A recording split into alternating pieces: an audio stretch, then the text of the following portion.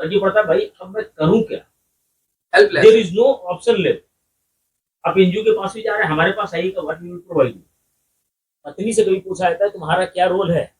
You are getting 40,000, 50,000, 5,000 रुपी, कोई 1-1 करोड़ मांग रहा है, कोई 10-10 करोड़ मांग रहा है। एनसीआरबी के आंकड़े के अकॉर्डिंग आप देखिएगा तो 1,20,000 के आसपास जो है, सॉरी 2 लाख के आसपास जो है सुसाइड हर साल दर्ज हो रहा है। कहते हैं कि आजकल महिलाओं की मदद तो सब करते हैं, लेकिन पुरुषों की मदद करने के लिए आप आगे नहीं आए। लगातार घटनाएं हो रही हैं देश के अंदर, और ऐसी घटनाएं हो रही हैं, भीभत्स घटनाएं हो रही हैं जिनको बस सुना नहीं जा सकता। हाल फिलहाल की करंट की एक घटना है जिसमें एक व्यक्ति ने अपनी जान दे दी, प्रताड़ित होकर, पत्नी से प्रताड़ित होकर, ससुराल वालों से प्रताड़ित होकर।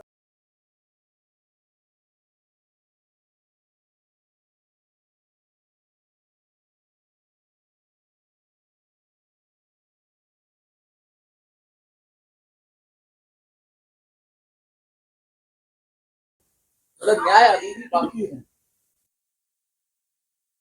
क्या लगता है, कभी कभी तो हृदय कांप जाता है। सबसे पहले आपका परिचय, आपकी संस्था का नाम, जैसे कि मैंने बताया, लेकिन आप बता दीजिए। और फिर क्या घटना है, थोड़ा सा बताइए कि हुआ क्या, आखिर ये घटना हुई क्या, क्योंकि आपको ज्यादा जानकारी। मैं कुमार रतन हूँ और मैं फाउंडर हूँ। देखिए अभी इंडिया में एक व्यवस्था है ऐसा, जब तक कि आप कोई दुर्घटना नहीं होती है तब तक कि सरकार कोई एक्शन नहीं लेती।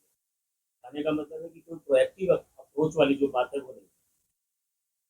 खुल के मतलब इसको मैं आत्महत्या नहीं कहूँगा, इसको मैं कहूँगा सिस्टमेटिक वे में इसका कत्ल किया गया। चाहे वो लीगल बायस के थ्रू हुआ हो या इसके साथ दुर्व्यवहार किया गया हो कानून के द्वारा, या फिर चाहे इसका कानून का मिसयूज करके इसकी पत्नी ने इसके साथ दुर्व्यवहार किया, कुछ भी रहा हो, लेकिन अल्टीमेटली जो है इस बंदे की आत्महत्या इसको तो नहीं बोल सकते, इसको हम कत्ल ही कह सकते हैं।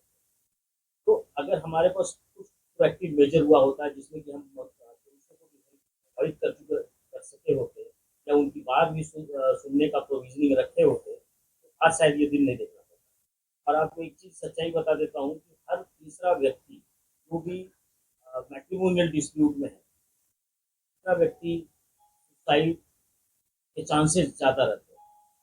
एनसीआरबी के आंकड़े के अकॉर्डिंग आप देखिएगा तो 1,20,000 के आसपास जो है, सॉरी 2 लाख के आसपास जो है सुसाइड हर साल दर्ज हो रहा है। 2022 का, बहुत बड़ी बात हाँ कह रहे हैं आप। 2022 का मैं बता रहा हूँ आंकड़ा 2 लाख से ज़्यादा का था।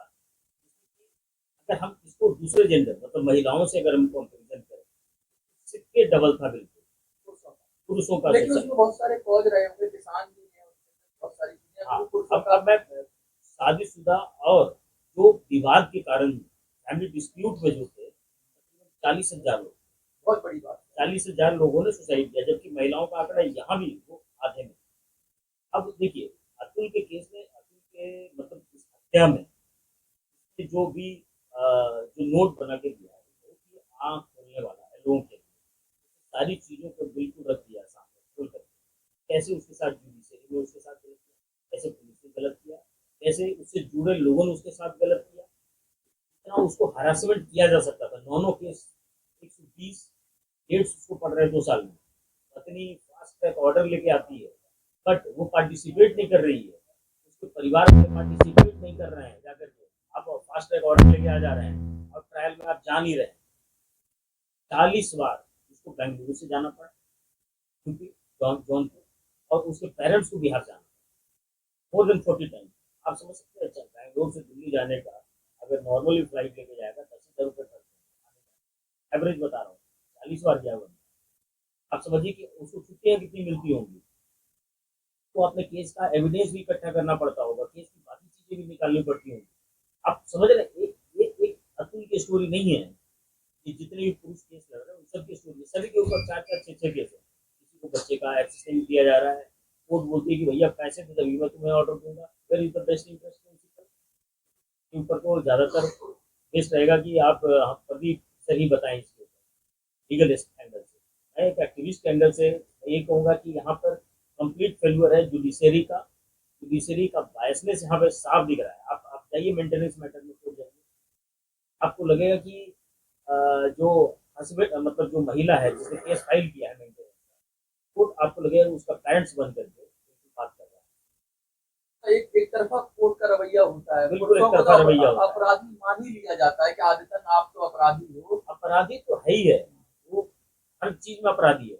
आप किसी, लेकिन फैमिली कोर्ट का कुछ ज्यादा ही कहानी है। आप डोमेस्टिक वायलेंस केस में चले जाइए, मेंटेनेंस केस में चले जाइए, कस्टडी केस में चले जाइए, आपकी सुनवाई ही नहीं होगी। People will feel that you are discarded, you are second class citizen, you don't have even human rights for अच्छा, men. ये जो घटना हो गई है, कुल भी नहीं हो रहा है, पूरे और सब जगह,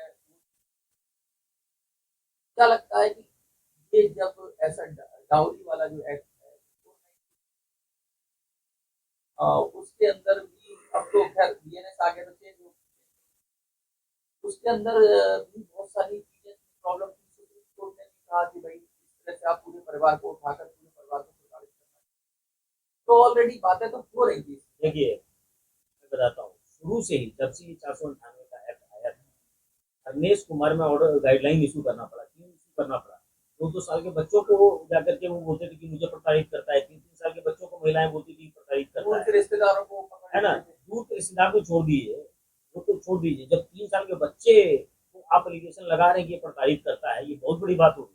3 साल के बच्चे को समझ भी है। अभी एक मेरे जानने वाले, उनकी माँ जिनसे चला नहीं जाता, मेडिकली अनफिट है, तो उनको भी कोर्ट ने बुला लिया कि वो प्रताड़ित करती उठ नहीं सकती थी बिस्तर से, तो उनको फिर वगैरह पे ले जाया गया, तो फिर जज ने उनको, तो ऐसा भी हो रहा है क्या? हाँ, अब इन सब में देखिएगा, इन्वेस्टिगेशन एजेंसी जो है ना, जस्ट क्या कर रही है, लिख रही है और केस फॉरवर्ड कर रही है। They are not putting any effort for the fair investigation. क्या लग रहा है कि सेंसिटिव नहीं है? सिस्टम भी इनसेंसिटिव है, लॉ मेकर जो हमारे कानून निर्माता हैं वो तो कम्प्लीटली इग्नोरेंट है। आप उनसे मिलेगा तो बोली, वो सीधा बोलेंगे मैंने महिलाओं के लिए कर दिया, वो कर दिया। आप पुलिस की बात करेंगे, हम लोग मिलते रहते हैं, तो वो आपको बोलेंगे चलो भैया भागो यहाँ से, literally they will talk like you, भागो यहाँ से, ऐसे बात करते हैं लोग तो कहते हैं कि मर्द को दर्द नहीं होता, आप क्या कहते ये तो मैं ये कहूँगा कि अ, एक मिथ है ये। आपको जब आप बचपन से बड़े होते हैं ना, आपको क्या बोला जाता है? कहा जाता है बीइंग ए मैन, आपको कहा जाता है कि बेटा स्ट्रॉन्ग रहो और तुम्हें बहुत अच्छा करना है। अच्छा क्यों करना है? तो तुम अच्छा काम करोगे, अच्छा करियर मिलेगा।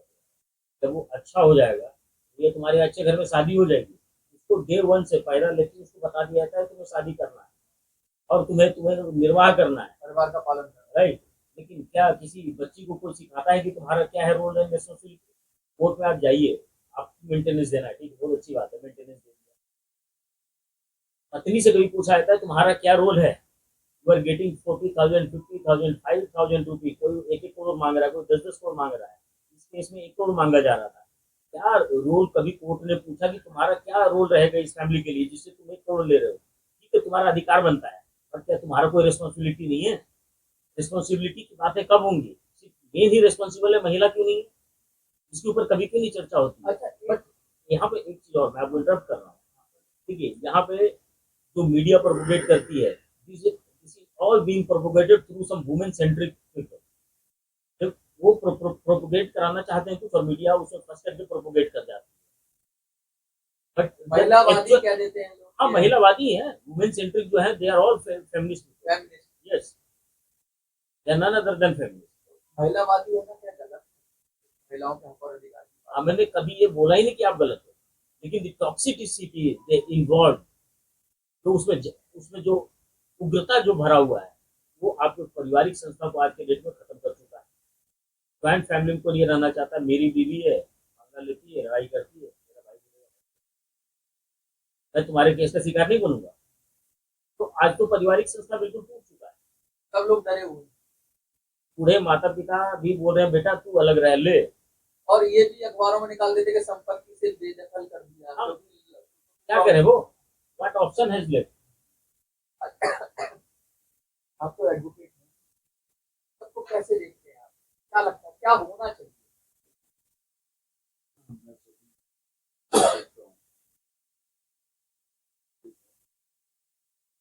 मैंने ये देखा,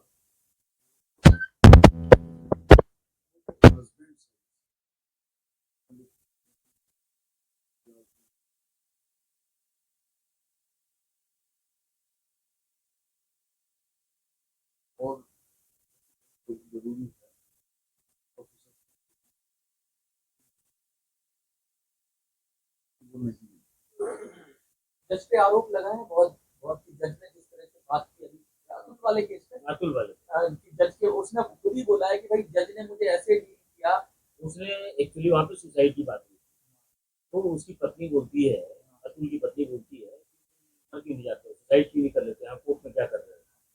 जज वहाँ हंसती है, मतलब ये हंस रही है, वो थोड़ा सा भी ये नहीं सेंसिटिविटी दिखा रही है, this is a very serious matter. वो वैसे ही परेशान है और और इस कहीं तरह की बात को कोर्ट बोला भी नहीं कर सकता, कोर्ट का ज्ञान भी लेना चाहिए, लेकिन इसका मतलब संज्ञान कि का था प्रावधान मतलब क्या। वो जज भी उसको एंजॉय कर रहे हैं कि उसके साथ जो अत्याचार हो रहा है सेंसिटिव उसके प्रति वो नहीं है सद्भावना नहीं है।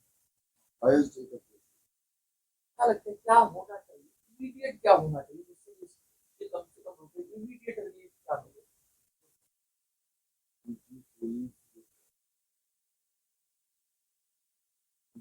अभी हम बात कर रहे हैं फैमिली वेलफेयर बहुत अच्छी अपने लेवल पर पीछे रखी है 2017 की 2017 देखिए गवर्नमेंट सेंटिंग तो करो हमको छोड़ दो जेंडर बायस ना हो जेंडर न्यूट्रल जो एक पूरे सिनेरियो के परिवार की बात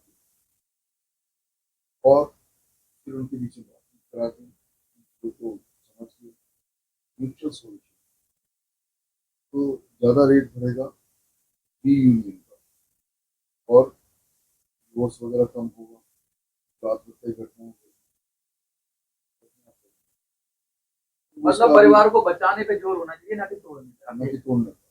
ठीक है। और दूसरा जरूरी है अप्रोच ये नहीं होनी चाहिए जिसमें सिर्फ फ्रंट को पुलिस हो जाए यही मान के चलें कि सारी जिम्मेदारी कई केसेस में साथ ये हुआ है मैंने कहा कि जो आप डिमांड्स कर रहे हैं अनरियलिस्टिक है। मैं इसको सपोर्ट आपने तो अपना बिजनेस लॉस किया लोग तो और ज्यादा बढ़ा के कहते हैं आज तो आजकल तो एडवोकेट ऐसा कहते हैं कि भाई कि कम ऐसी प्रैक्टिसेस तो बहुत कम देखने को मिलती है कि अपने क्लाइंट खो दिया। नहीं हो सकता कोई लेडी या हस्बैंड पैसा कमाने ये तो नैतिक जिम्मेवारी है। नैतिक जिम्मेदारी एडवोकेट की नैतिक जिम्मेदारी आपसे अगर मैं पूछना चाहूँ आप एक एक्टिविस्ट आप इस पूरे सिनारियो को कैसे देखते हैं क्या लगता है आप।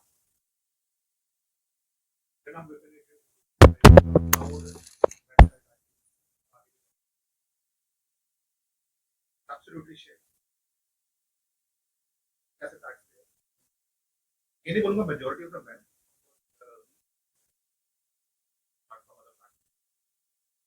टैक्स देते हैं तो हम उम्मीद भी करते हैं जुडिशरी हमारी ऐसी सिविक सोसाइटी तो एक हायर लेवल पे हम जो टैक्स पे है और हमारी टैक्स जो हायर पोजीशन में बैठे वो उस चीज को उसी एम्पैथी से समानता की बात एग्जैक्टली जब ये चीज है जो बीतती है वही जाती है। एग्जैक्टली सिमिलर स्टोरी मैं उसका नाम एग्जैक्टली नहीं कह पाऊंगा जब ऑपोजिट जेंडर के साथ होता है तो रिसेंटली पायलट के साथ हुआ था ऑन द वेरी मोमेंट उसको बॉयफ्रेंड को अरेस्ट कर लिया it was a very easy platform for that इस पर्टिकुलर प्रैक्टिस को इस तरह बना रखा है वेरी यूज्ड टू इट इस पर्टिकुलर चीज पे हमारे सिस्टम में कोई अटेंशन नहीं आता इट्स एब्सोल्युटली सिंबॉलिक थिंग और द अदर एस्पेक्ट जब मैं जज का रवैया देखता हूँ वो बहुत ही ऑनरेबल और बहुत ही respected position right she being such an honourable क्या जो हम कहते हैं जज की न्यायमूर्ति उस पर्टिकुलर वे में जब वो इस चीज को एंजॉय करते हैं राधा की वो इस पर्टिकुलर चीज को एम्फसाइज करें ताकि देखे कि मैटर कितना जैसे मैं बोला एक सिविक सोसाइटी ना इतनी हमारी मैच्योर होनी चाहिए, उस पोजीशन पे बैठने वाले को तो डेफिनेटली होना चाहिए। इस पर्टिकुलर चीज तो को ये enjoy आम किया आदमी जाता का है। भी है कि कोई सुसाइड करने की बात कर रहा है तो वहां पे उसको कंसोल करना हम है, कुछ उसको बोलते हैं, अगर सेंसिटिवली हमारी लेना हमारी है कोई ना। वीडियो में भी ऐसा कहता है ना, तो हम कहते हैं ये चीज गलत है, उसी समय काउंटर करना चाहिए हाँ, उसको। एंड ये वो- चीज वो तो जज है। हम लोग कहते हैं, अगर हमारे कई लोग बोलते हैं हमसे बाइट करके कि मैं अब आत्महत्या कर लूंगा अगर मेरी मांग नहीं मानी गई, तो हमने कहा हम इस बात को कहीं कतई सपोर्ट नहीं करते, हम उस समय उसको काटते हैं। तो ये एक जज जो कहते हैं कि इतना बड़ा, जिसे कहते हैं न्याय देने की बात होती है, न्याय तो क्या देंगे वो, अगर वो हंस रहे हैं या फिर वो उसका मजाक बना रहे हैं तो उसके दिल पे क्या बीतेगी। उसको उसको तो ऐसा ही लगेगा कि ये तो मेरे साथ देगा ही नहीं। तभी उन्होंने कहा कि गटर में मेरी अस्थियां बहा दी एग्जैक्टली जाएं। हाँ, और यही पर्टिकुलर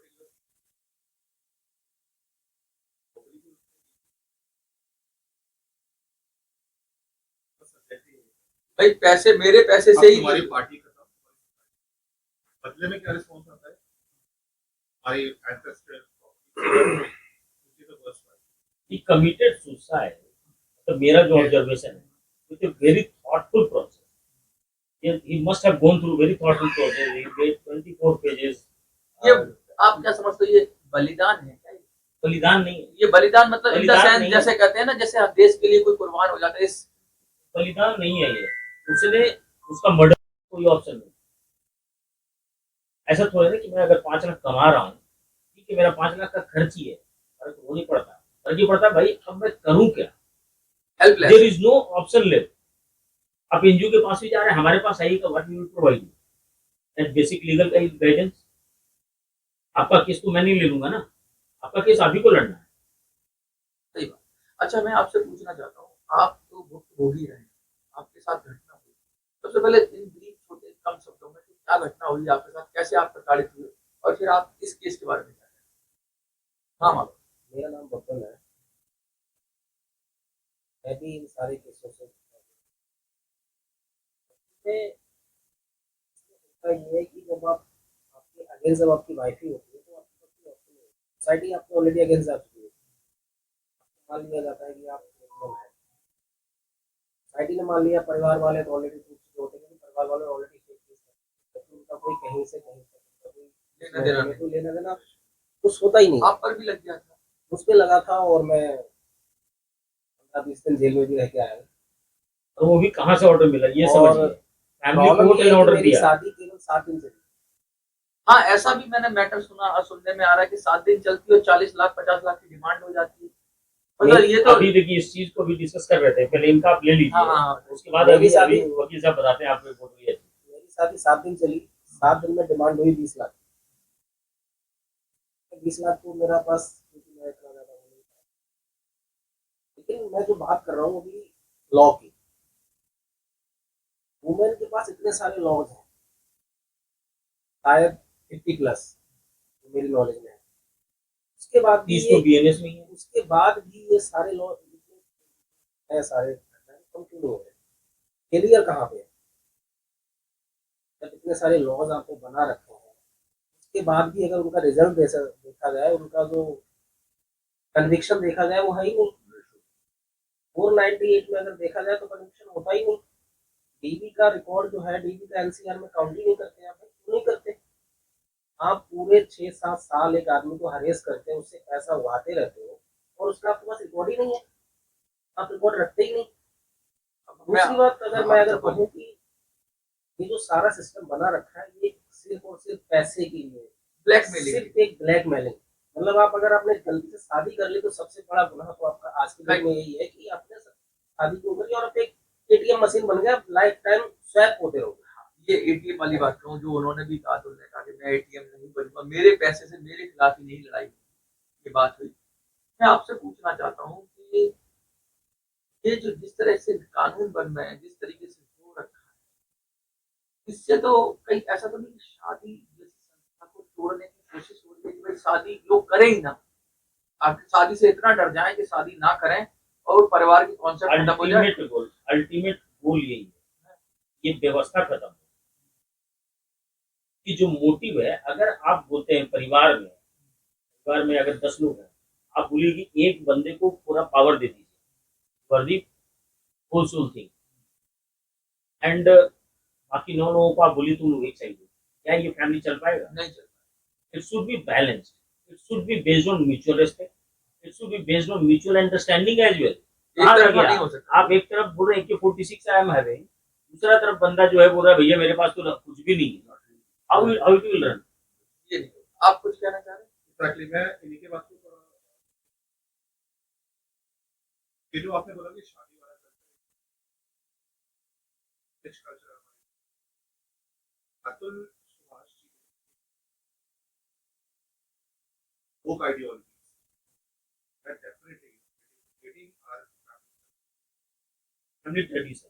फैमिली ट्रेडिशन के खिलाफ काम हो रहा है। तो ये woke ideology उन्होंने हाईलाइट किया है बहुत, तो इग्नोर नहीं। सोसाइटी हमें नहीं करना अरे एक चीज आपको मैं लाइव दे रहा हूँ, अपन यहाँ बैठे हुए हैं।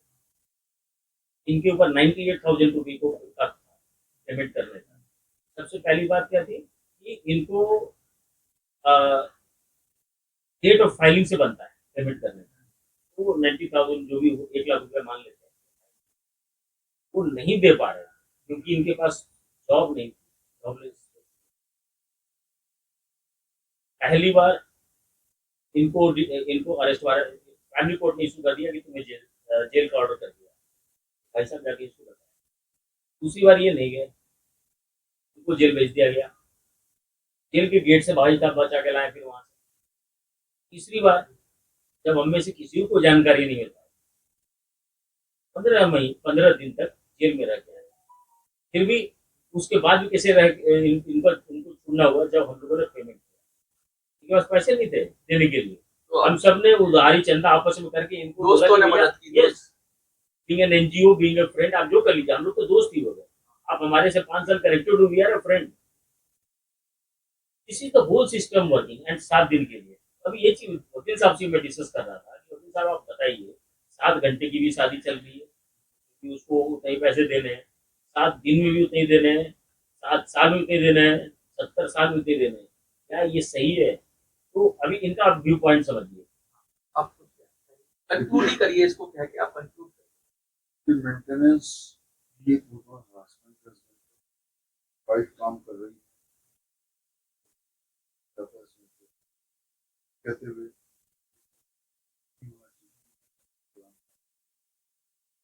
और कोर्ट कई बार ये नहीं दिखती,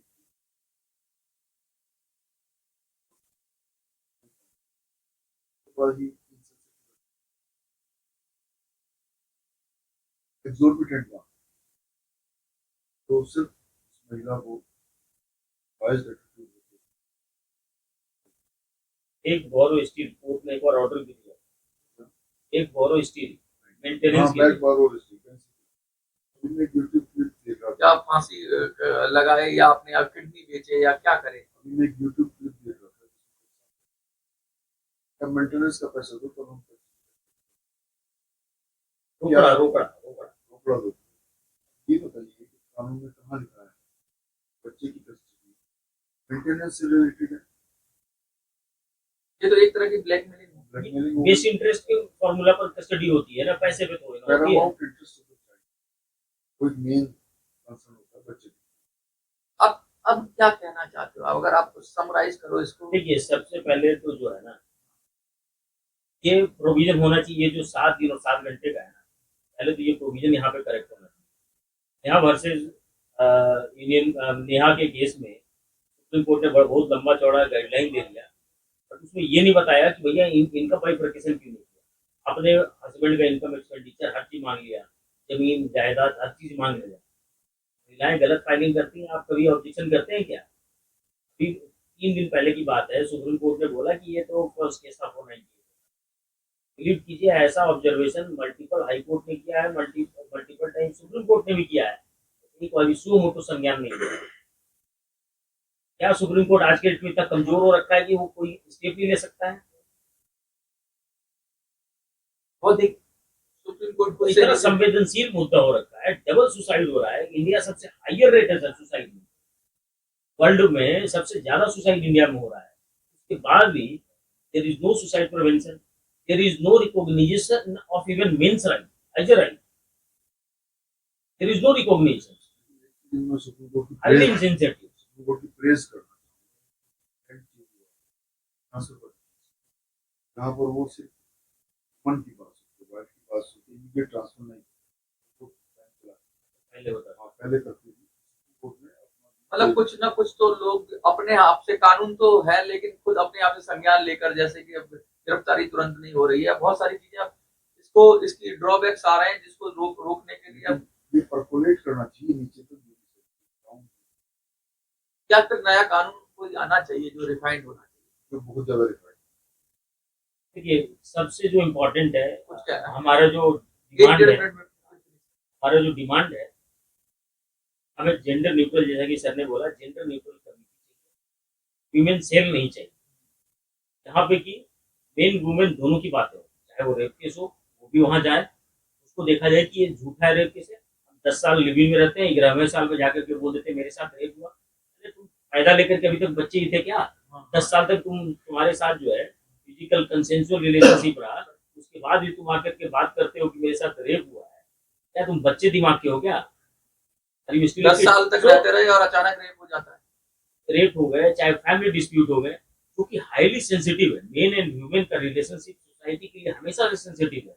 without main and women you can not imagine for a family और सोसाइटी एज वेल। महिलाओं का अलग रहेगा, पुरुषों का अलग रहेगा, आप सोसाइटी नहीं फॉर्म कर सकते। झगड़ा हो जाएगा। That relationship between main and women, that trust between main and women should be taken very sensitively, and government is ignoring this fact. आप कुछ कहना चाहेंगे? सबसे पहले तो वही पैसे वाली बात हो जाती है कि भैया पैसे दो, उसके बाद ये जो चलता है, सबसे पहले तो आदमी को स्वाइप करने के, हर महीने आप स्वाइप करते रहो और बाइक को देते रहो। मेरा सिर्फ एक ही सवाल है, क्या आदमी ही कमा सकता है, औरत पैसा नहीं कमा सकती? शादी के बाद कहा जाता है कि हस्बैंड की पूरी जिम्मेदारी है वाइफ को मेंटेन करें। क्या वाइफ अपने आप को मेंटेन नहीं कर सकती? दूसरी बात, मैन आदमी को प्रेशराइज किया जाता है कि आप इसके लिए सारे खर्चे उठाओ। आप हम पे उसकी जिम्मेदारी तो डाल रहे हो, आप उसको क्या जिम्मेदारी देते हो कि एज ए वाइफ तुम्हारी क्या जिम्मेदारी है अपने ससुराल वालों के प्रति, या अपने पति, या अपने देवर, या अपनी सास? मतलब अधिकार की बात हो रही है, कर्तव्य की बात नहीं हो रही। कुछ लिमिटेड टाइम के लिए आप सपोर्ट दिलवाओ ना। उसके बाद भी परमानेंट एलिमनी जब दिलवा सारा दो। कुछ हो जाता है ना, जो पिछले जो आदमी ड्रामा करता है 5-6 साल पैसा देता रहता है, उसके बाद भी जब आदमी बेगुनाह हो जाता है, फिर उस लड़की का क्या? उसके बाद भी क्या होता है?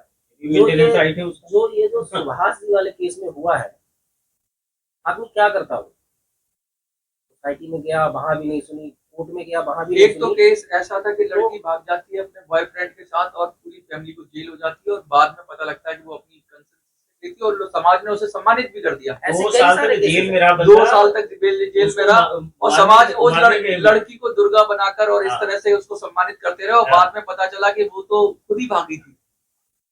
मैं तो सुभाष जी वाले केस में तो यही कहूंगा कि वो बहुत ज्यादा परेशान थे, और ये जुडिशियली डेथ है।